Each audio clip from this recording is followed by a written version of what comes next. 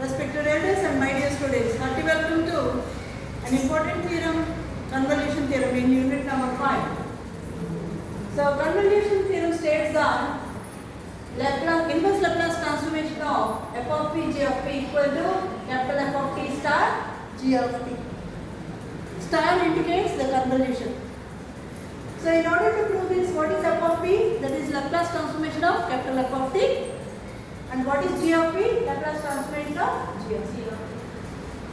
So, in order to prove this, I am considering the convolution as phi of t of the functions f of t and g of t.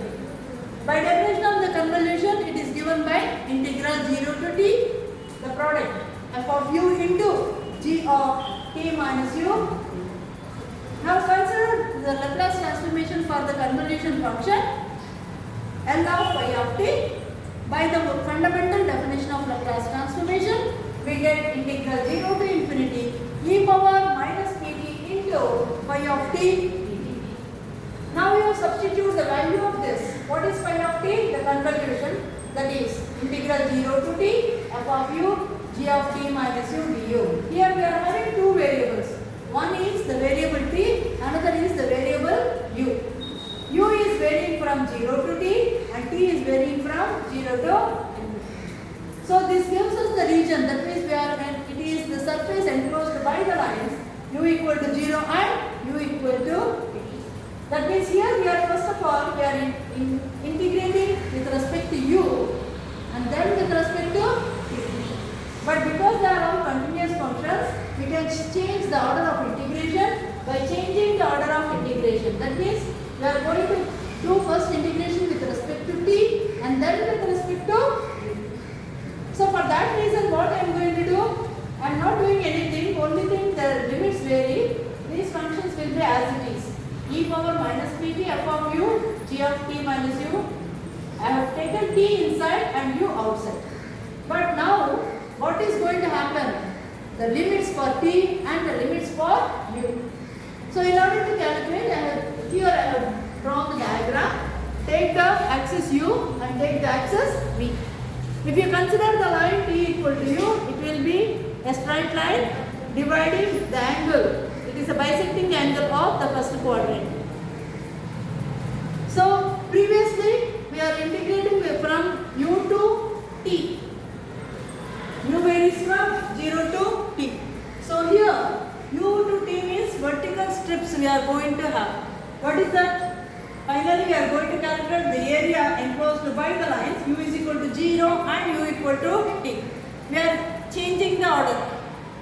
What is the meaning of that? Instead of vertical lines in calculating the areas, అంటే vertical lines లో ఇలా మనం strips పెట్టుకుంటూ ఏరియాని cover చేయొచ్చు. Okay, అలా కాకుండా now we are going to put t values ముందు చేయాలి. అంటే ఏంటి?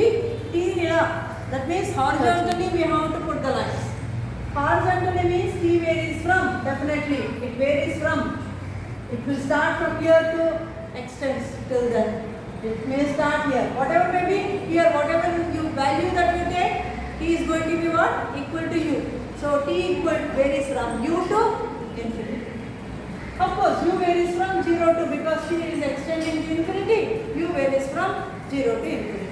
Now come back. So we have taken t inside and u outside.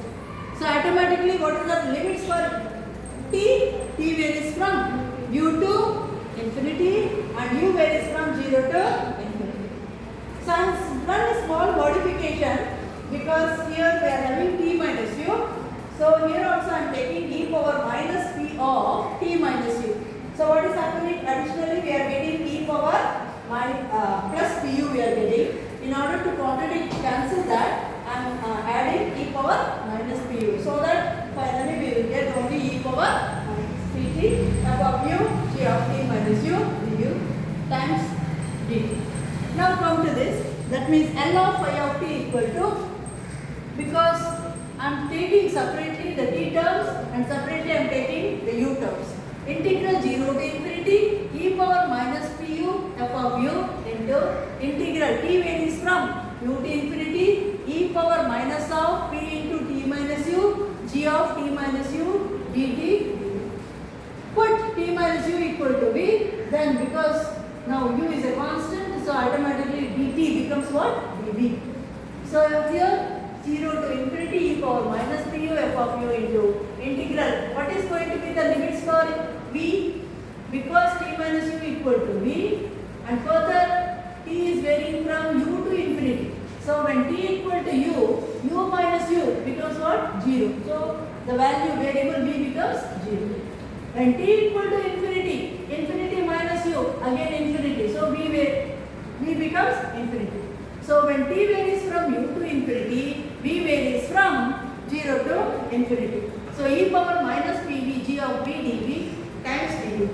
So this is nothing but this original transformation, Laplace transformation of g of t, and we can write that as g of small t du. So once again, what is this value? Integral e power minus pu f of u du. It is independent. So once again, this value is nothing but equal to f of t. So finally we got Laplace transformation of the convolution equal to the product of functions f of p and g of p. In other words, phi of t equal to L inverse of f of p into g of p. In other words, what is phi of t? Convolution of the two functions, namely f of t star g of t equal to L inverse of small f of p into g of p. I hope this is clear to one and all. Thank you.